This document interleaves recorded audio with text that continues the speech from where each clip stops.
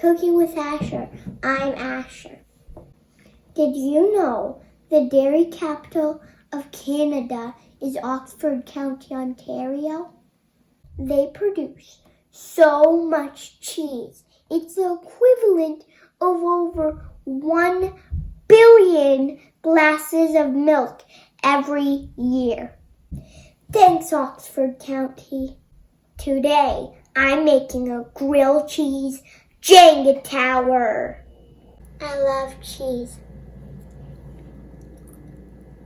I'm using 3 cheeses from Oxford County, an extra old cheddar from Bright, a smoked Appenzeller from Guns Hill, and a Gouda with black truffles in it from Mountain Oak.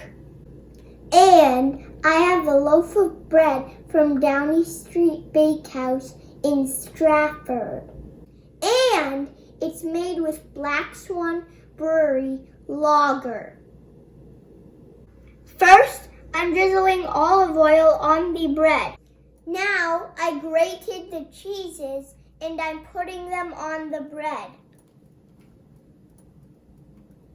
While it's toasting, I've made 3 beautiful dips: spinach, tomatoes with garlic, and apples with maple syrup.